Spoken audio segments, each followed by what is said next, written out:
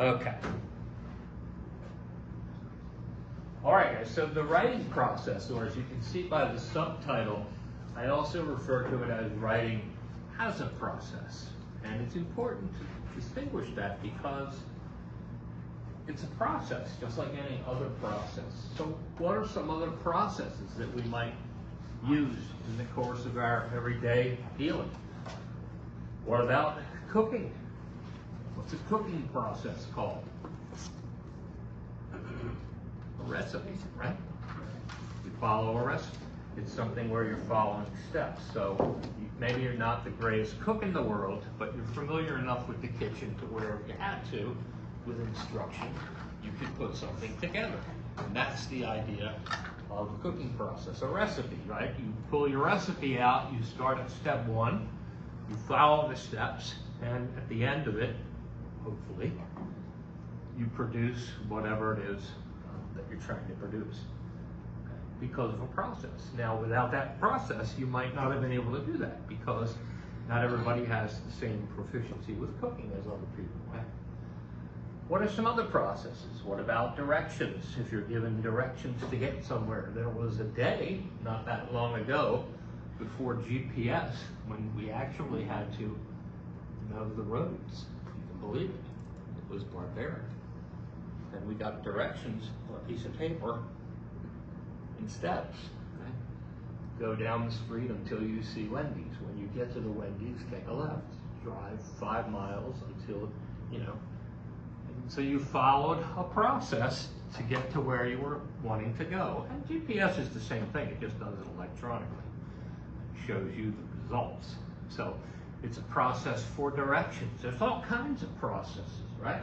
If you're a musician, you might know how to play the guitar, but maybe you don't know a particular song. If you can read music, right, you can do a music process and produce that song by following the written instructions. And writing is essentially the same thing when you're looking at it as a process, which is boiling writing down to an objective process so that within a preset framework we call purpose, you can write to task and on demand with no muse or inspiration required.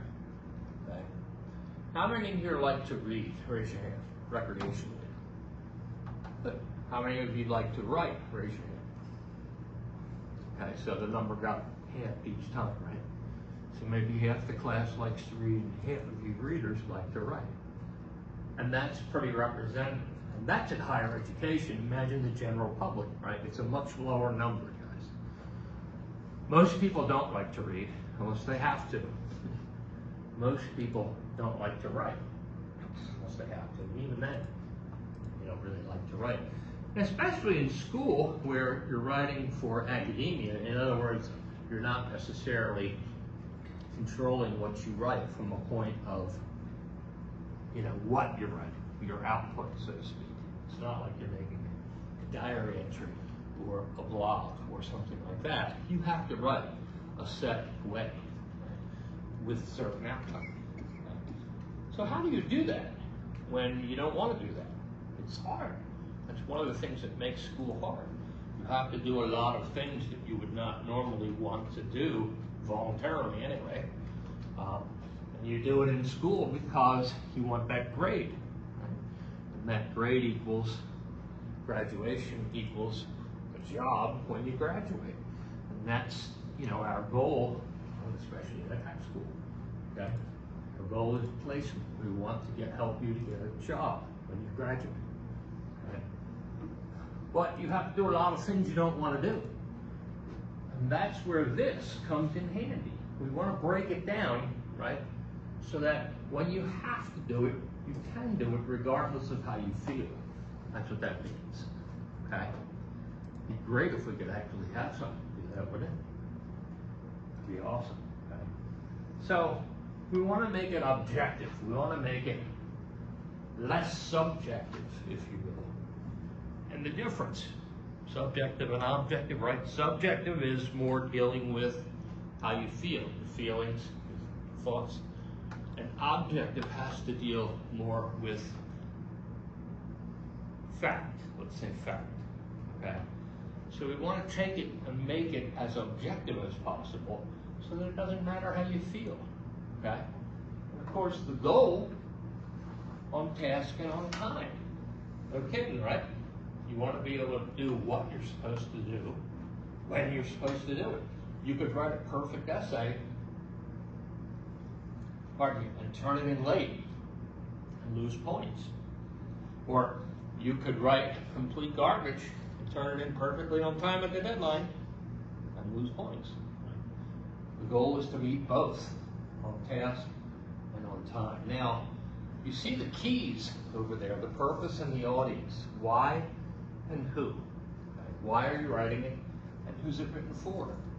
Those are very important, particularly the audience. Okay? You're going to hear me say audience many, many times over the course of this semester.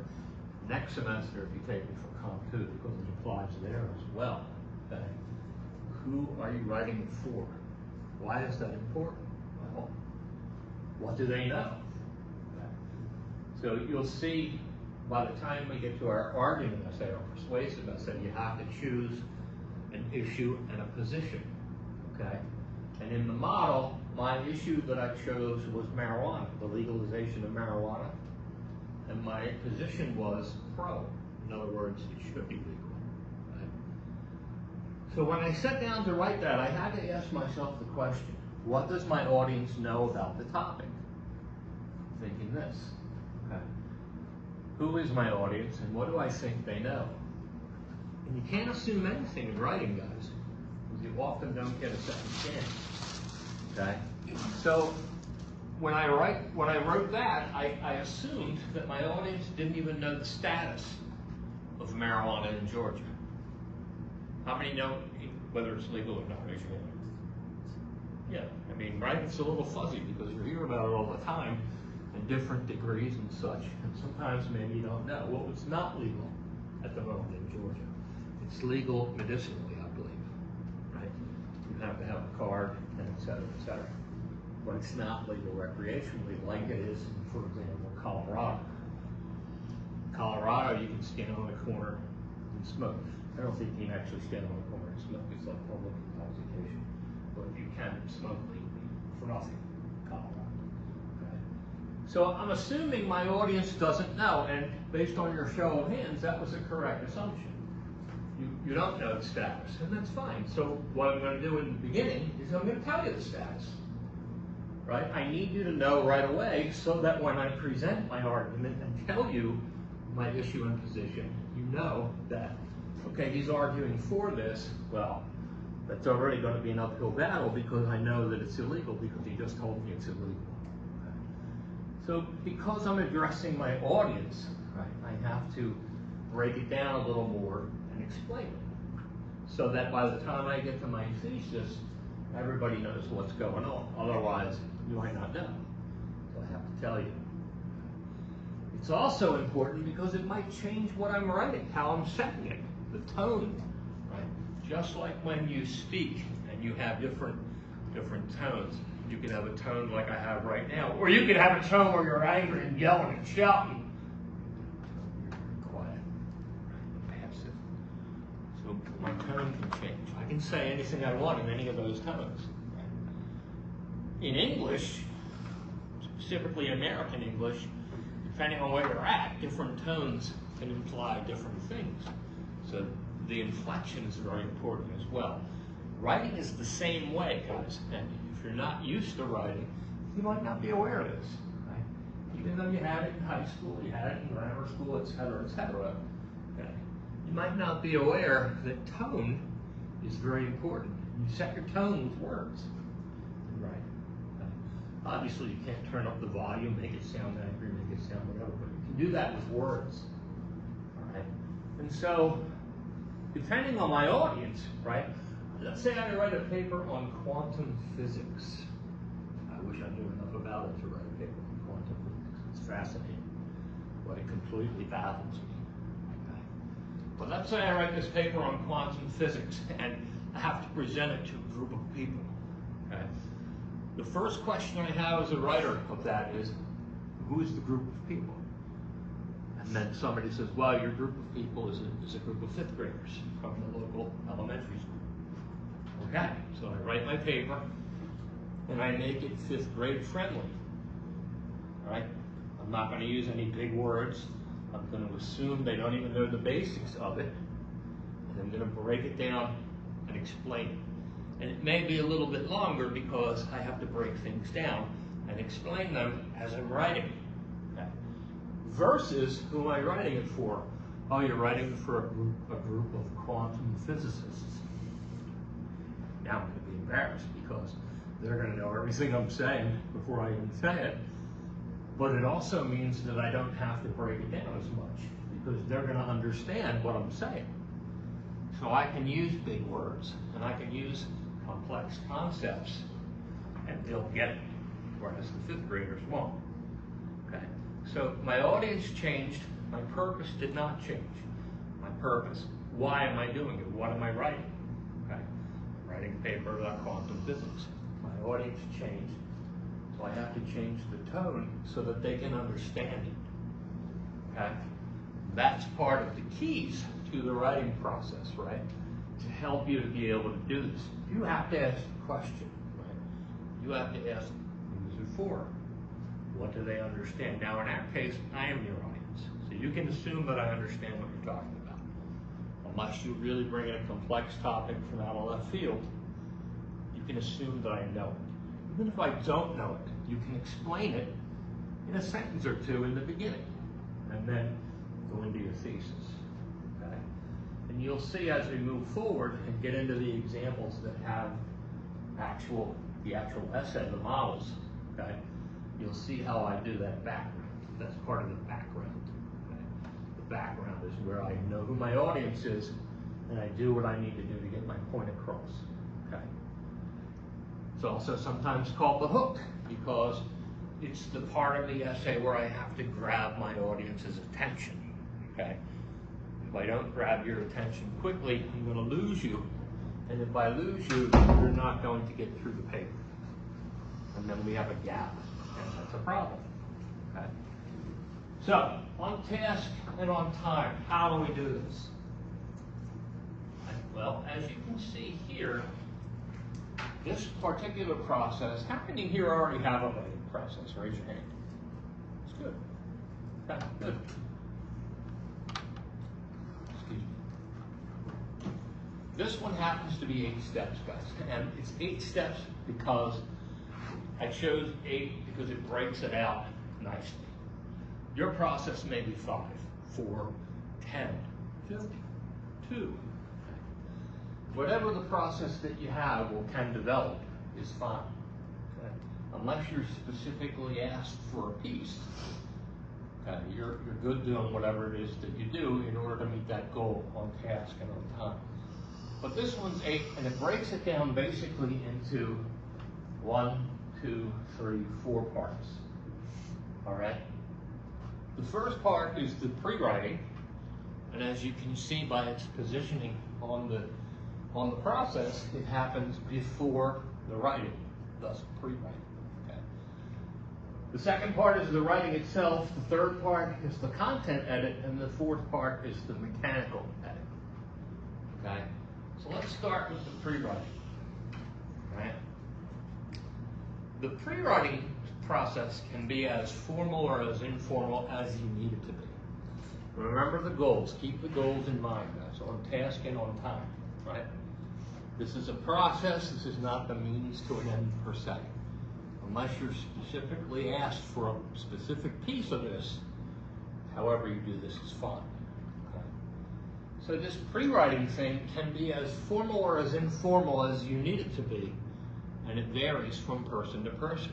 I've had students who could go through the whole thing in their head, and then at the very end sit down and type, come up with the essay. As long as they met the goals, right? On task and on time, that's fine. I've had other people who write everything down. I've become one of those people. Right? If I don't write something down, I'll forget it. Okay? The only reason I'm not forgetting what I'm saying right now is because I say it 100 times a week. And even then, you'll see me blank out sometimes, and I'll just be standing there staring until I remember. That's called age, okay? So you can see we have our first step, which is planning, guys. And very informally, the planning begins the second I mention that we have an essay due. Okay, so I say to you, guys, we have a major essay coming up. It's in 3 parts, and the first part's due tonight. And right away, you start thinking about it. Sometimes it's in a formal way. Sometimes you'll flip to the assignment specs and you'll look at it and you'll look at it in a formal way. Or sometimes I'll explain every step in a formal way. Other times it's very informal and you're thinking to yourself, okay, I gotta answer a prompt on a good art can be ugly. What do I think about that? I think that's a stupid prompt, but I'm gonna do it anyway. So you're running through thoughts in your head, however that works. That's all part of planning, guys. Okay. Process of elimination. Maybe you're going down the list of prompts and you're picking the ones that look good and you're discarding the ones that don't look good. And for some, we can do that in one pass. For others, you might have to read it a few times. It's like tasting food, right? You taste a little of this, you taste a little of that, and whatever appeals to you, you're going to pick because you have a choice, right? Some people hate choices, guys. I would much prefer somebody to just say, do this, and not have much choice. It's easier. The less options you have, the easier something is, usually. Okay.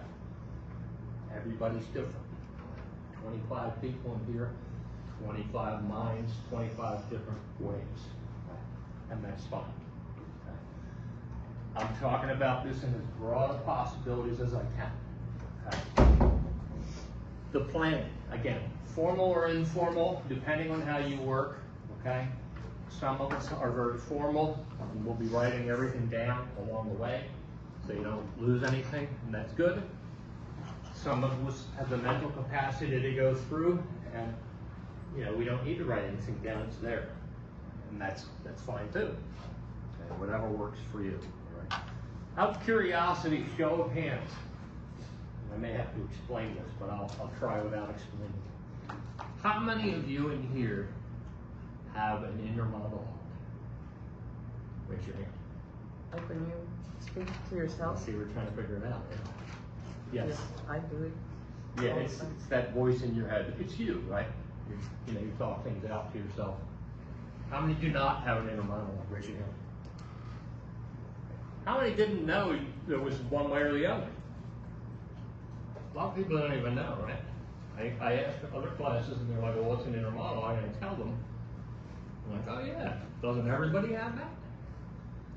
Honestly, until I read about it a few years ago, I didn't know there were people that didn't have an inner monologue. And I have a friend who doesn't have an inner monologue who thought the same thing the other way. I didn't know anybody had an inner monologue. It's interesting. It's an interesting question. It's the planner in your head, right? It's sometimes when you're going through stuff, if you're one of those people that don't need to write anything down, you probably have an inner monologue and you're discussing it in your head. And that's cool. I think it's very cool. You have a very active monologue. Okay? Really has nothing to do with what we're talking about. This stuff is fascinating. Second step is the research. Okay, so you're looking down the paper. Again, formal or informal, depending on what you need. Okay? When you start looking down the list of the prompts, okay, and you're thinking about each prompt, and you're thinking, okay, rudeness is on the rise. Do I have any examples in my own life? Do you hear me talking to myself here? That's an inner monologue spoken out loud. That's what it might sound like in your own head, right? Do I have any examples of rudeness? This morning I went to Quick Trip, and everybody was pretty polite, so I don't have any examples here. What about blah, blah, blah, blah, blah. Okay, so what am I doing? In this case, because our prompt and our essay itself doesn't require secondary sources and no formal research, the research comes in the form of you thinking of examples from your own life or making them up. I don't know the difference, right? You can't think of any examples, guys. You can make it up as long as it's feasible. How would I know? I don't know you. Okay? Just feasible. You're doing research. I'm sitting here thinking in my head, trying to come up with examples of rudeness. It's no different than if I'm looking for a secondary source on Galileo, and I'm flipping through the sources looking for specific things. It's the same thing, right? One is formal on the computer in the database on the library website, and the other is in my head. Either way, I'm doing research, aren't I? It's just that simple. So, planning the research, very informal. Even the beginning of the drafting part is very informal as well, right? Because I'm thinking, as I look through the specs, I need 2 or 3 pages, and I need some examples from my own life. And depending on the example and the size of the example depends on the number, right? So if I have like 2 big examples that are going to fill up 2 or 3 pages, I'm good. So maybe my examples are small, so I might need 3 or 4. Okay? So I'm figuring it out as I go. All right, I'm going to begin with a thesis, and I'm basically going to state the prompt, right? Good art can be ugly. Or if I disagree, I'm going to say, I don't think good art can be ugly. I think all art, by definition, is not ugly. That's why, whatever, as long as you give examples, okay? And then I'm thinking to myself, all right, so in the first paragraph, I'm going to describe what I mean. I'm going to say, you know, pretty much what I just said. I think art, by definition, means it's artful / beautiful, esoteric in some way, even if I don't see it, right? I understand intellectually that when I see a Van Gogh in the art museum, I understand that that's art. I might not like it personally, but by definition, it's art, and therefore, the majority of people see it as something that is artful, right?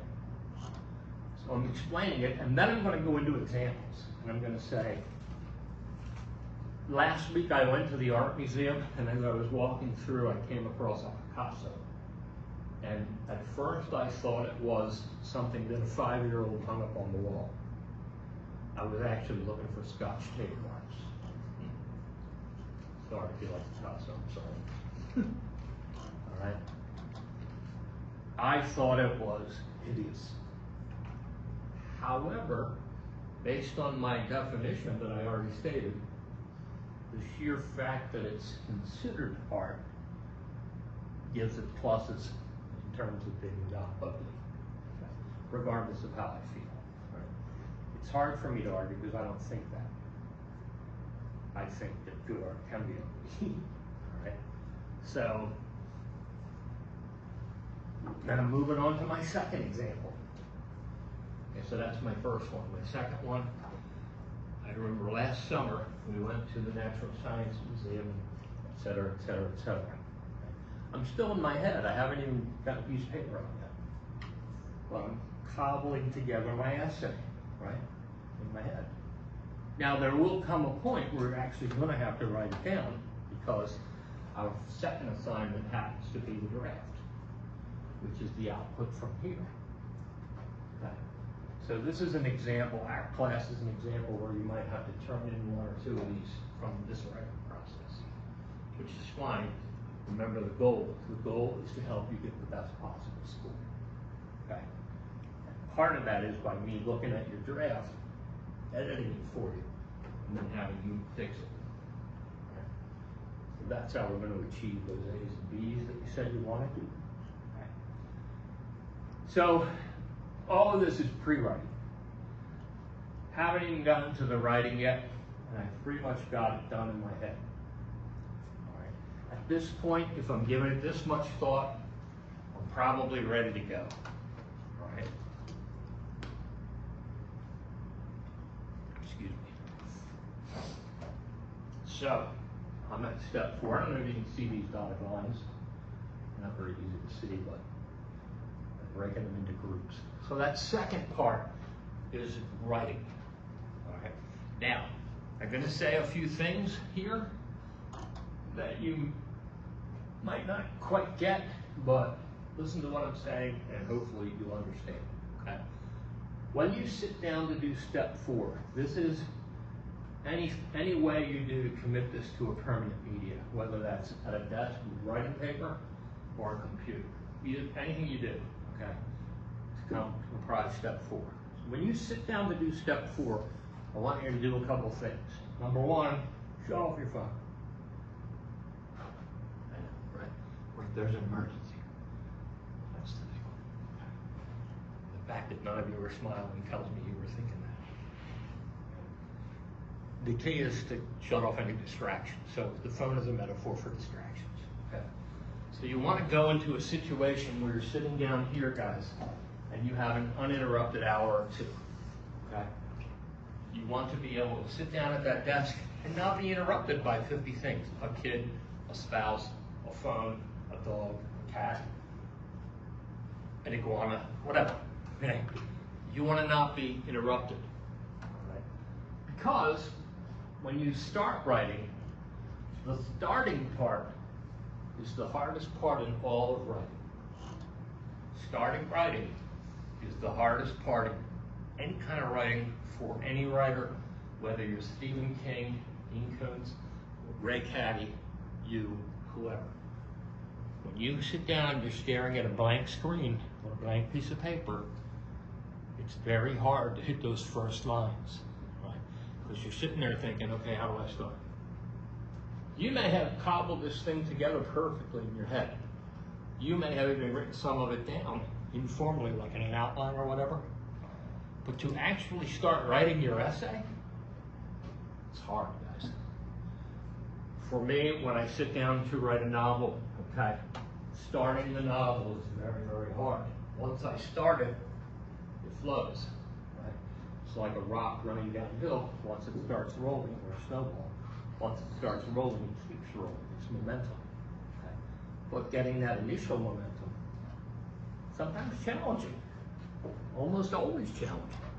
It's so challenging, in fact, that they've come up with hundreds and hundreds of these techniques, these pre-writing techniques.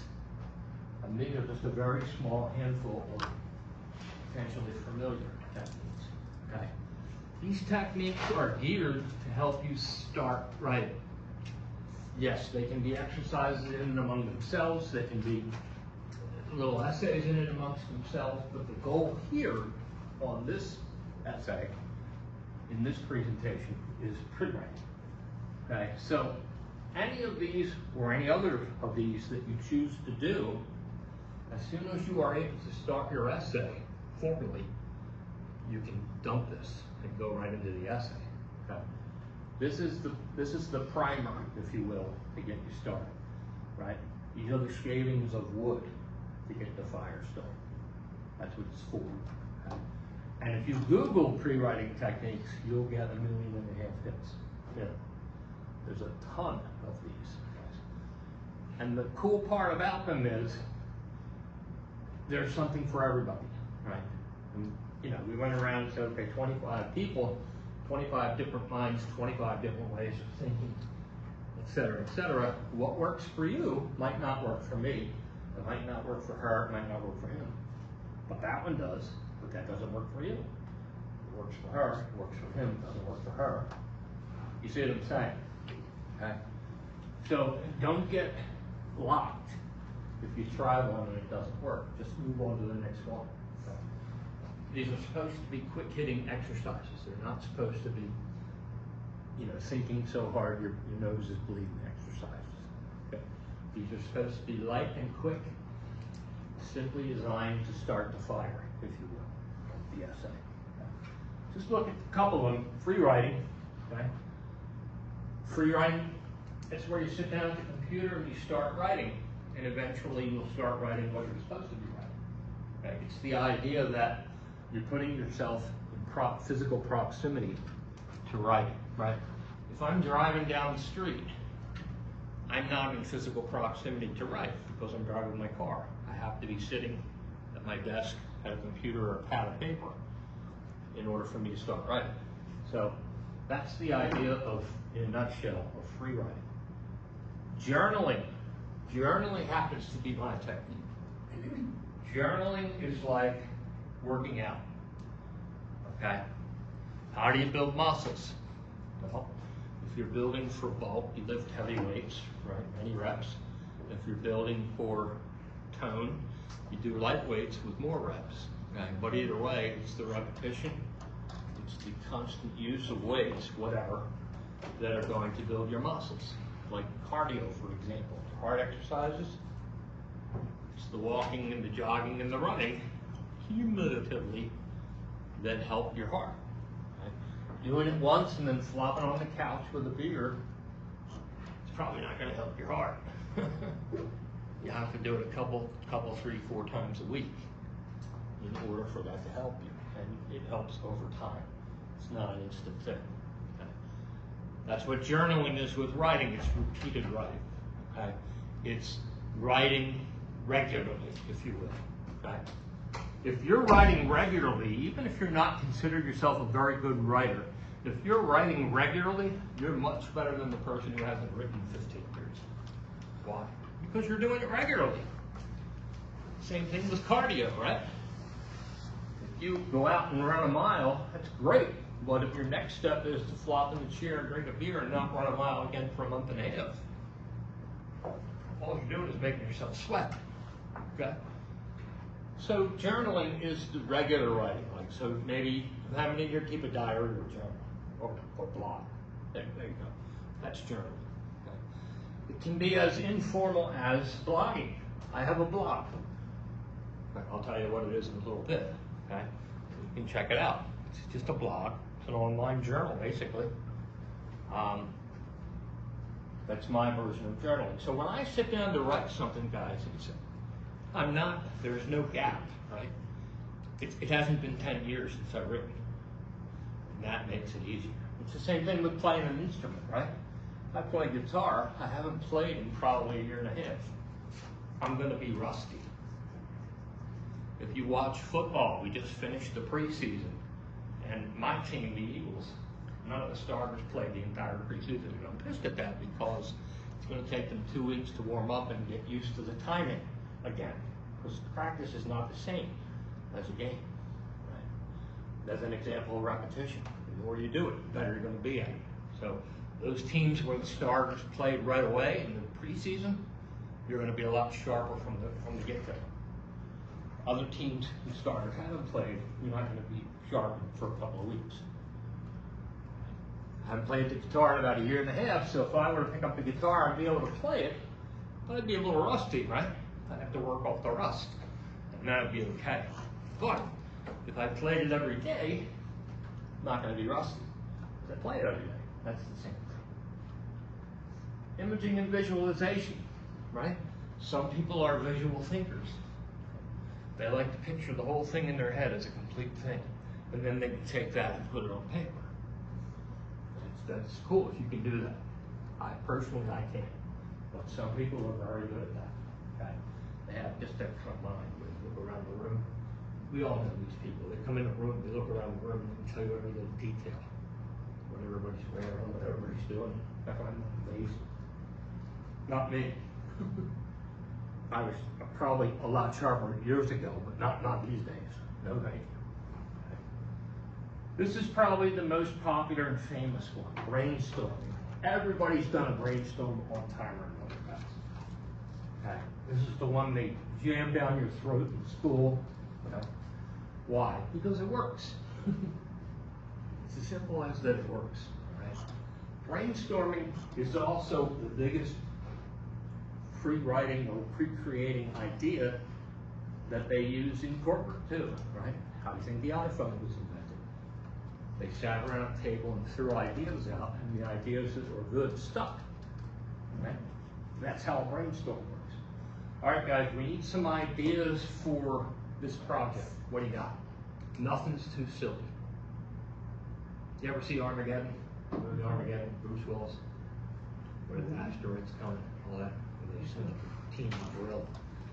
NASA, in the beginning of that, are sitting around a table and tells everybody to throw ideas around.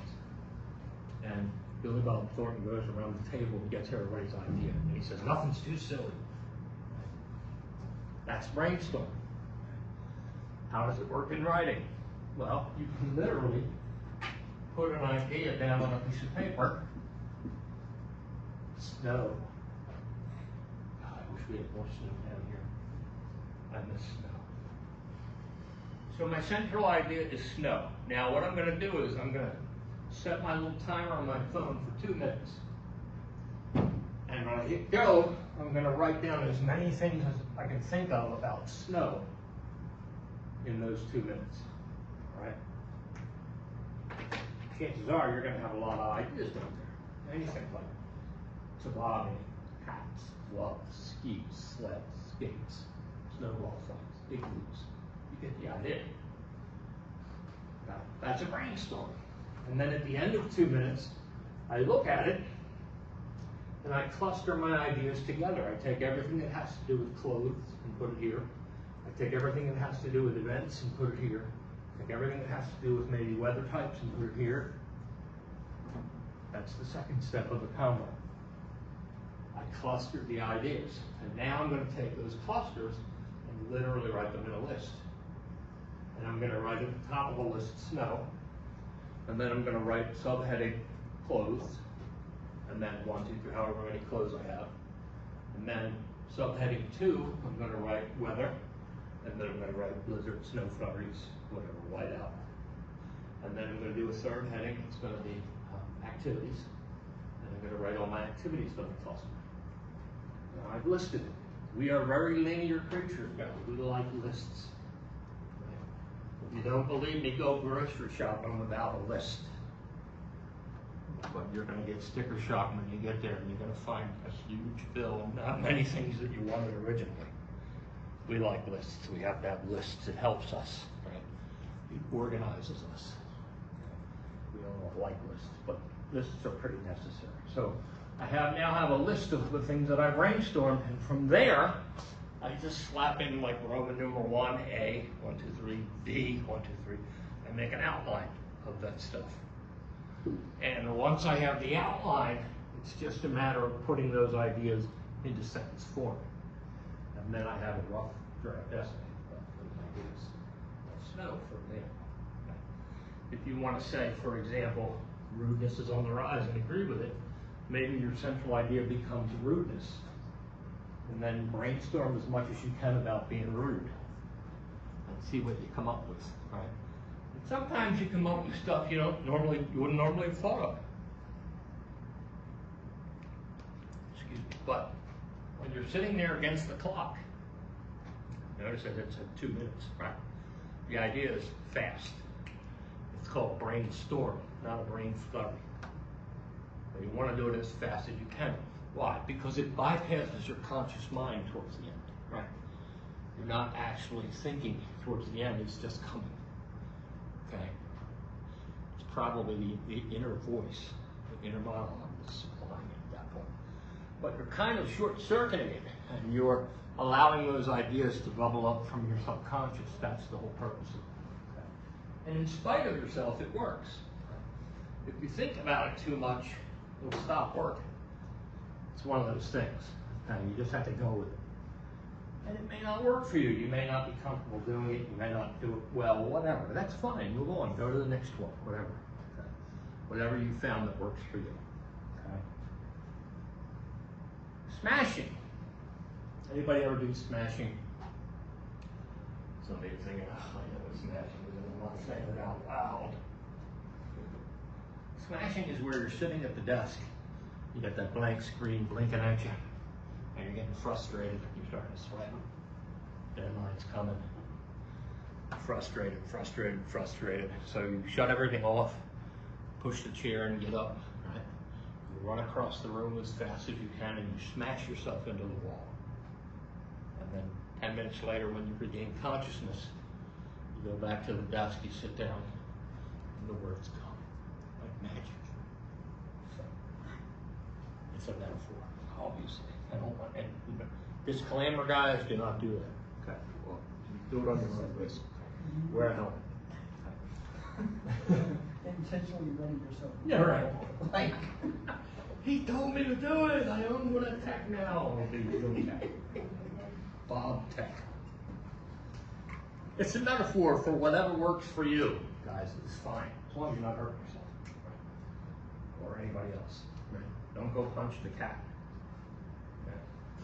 'Cause you gotta sleep, and that cat knows where you sleep, believe me. It'll get its revenge. Just kidding.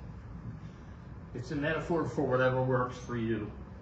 Do it, unless you're specifically asked for something. If I were to say, all right, guys, I want to see a brainstorm on blah, blah, then that's different. Then I'm asking you to do something specific, okay? If I say to you, I want to see a week's worth of journaling on the idea of American politics, that's different. But if I say to you, take one of the prompts and write this essay giving me examples, 2 to 3 pages from your own life, whatever works for you is good. Got it? Okay. Now, back up. Okay. So we're here. We're at 3.5, right? So we sat down at our desk, we cleared our space, we didn't shut our phone off because we couldn't bring ourselves to do it, but we put it on mute, okay? We locked the door, right? Everything's taken care of. We have 2 hours in front of us. Nobody to bother us. Now, if it were me, I would take a nap. But you have to write an essay. So now you're ready to go. You've come up with your pre-writing technique. You actually got started. You're doing good, okay? When you sit down to do this, guys, in addition to shutting off all distractions, you want to make sure you have everything you need to do this with you, right? For later on, when you have secondary sources involved, you want to make sure you have all that information so that you don't have to interrupt yourself, okay? Because it's hard to start. We just talked 20 minutes on how hard it is to start, okay? If you have to stop to answer your phone or to change the baby or to let the dog out or to, whatever it is you might interrupt you, guess what? Then you got to start again. And it doesn't pick up from where you left off. You have to start again. And while you're not looking at a blank screen, you still have to look at the cursor. And you have to start the process again because you were knocked off it. Okay?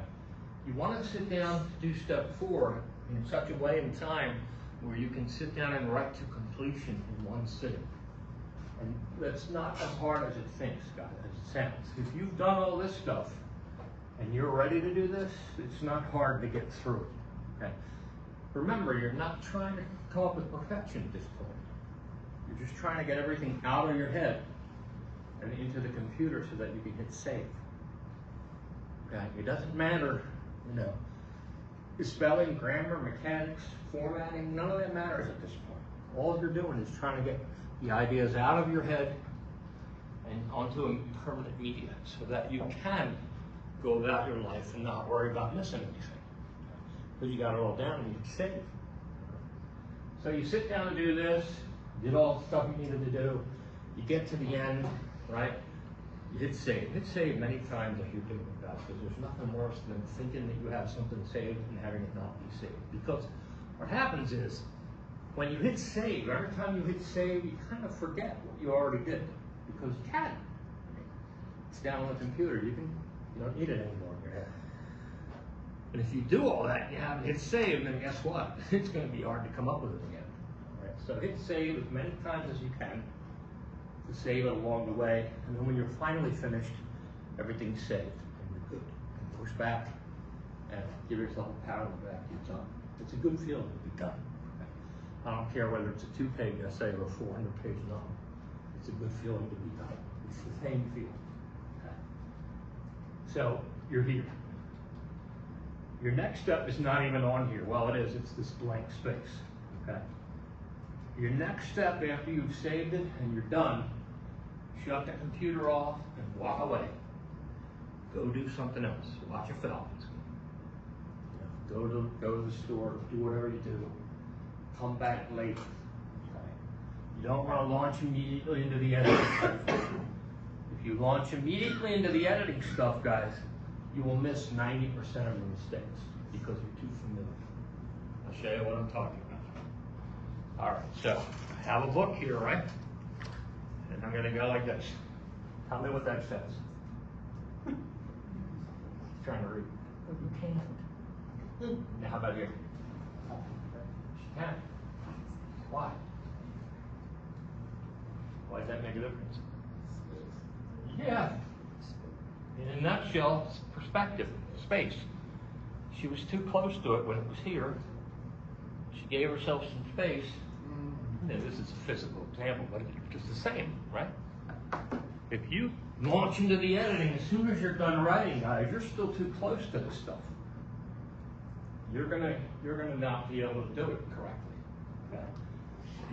This is another reason why I would tell you not to wait until the deadline. Because if you wait until the deadline, then you're gonna have to, and you're gonna make a lot of mistakes. Okay? When I finished my novel, guys, I was so into it. I went right into editing, and it was nauseating. Because I had just spent 3 months in this world of this book. And the idea of going back in made me sick. Right? I had to step away. The longer your thing is, the longer you have to wait. So I went back in a week and it was still too soon, made me queasy still. So I waited another week, same thing. It took about a month before I could go back. Right? Now it's not going to take you that long for an essay. It might take you a day. Okay? If you go back to it to edit it and it still makes you a little bit queasy, for lack of a better word, you're not ready. Give yourself more time. The object is to go back to it and go back to read it and it looks like somebody else, it feels like somebody else wrote it. If you write, you know what I'm talking about. Everybody has this. Okay. When you gain some objectivity, some distance, then you can go through and edit properly. Right? If you're too close, you won't be able to because you're too close. Okay? So you're going to make another pass when you're ready. You're going to do a content edit. And that is where you're going to be looking at what you said. You're going to pull out the assignment and all the notes, and you're going to say, okay, did I do this? Did I do this? Do I have this? Do I have that? Is it the right length? Blah, blah, blah. Good. Then you're going to go through it a second time, and you're going to do the mechanical edit. And that's where you're going to look at how you said it. This is where you're going to worry about transitions. Those little words you put between paragraphs, right? This is where you're going to make sure the spell checker caught everything. This is where you're going to make sure grammar did a good check. All of that. Okay, the mechanical stuff. And then the very last thing is this, the formatting. This is the MLA part. And it's last because it's the quickest and the easiest to do. Most of this stuff is global, guys. In other words, Control A, where you select all, and then do things, and it fixes it. So you can do Control A and go into paragraph spacing, 0, 0, double. Everything perfect, right? Control A, go into layout, margins, 1 inch all around, done. It's the easiest. Okay. You want to do this last. You don't want to do these as you're doing the writing, guys, because what happens? Then it sidetracks your thought process, right? It's no different than the distraction of your kids start to cry into diaper change. It's going to pull your mind out of the essay, and then you have to start again. Okay?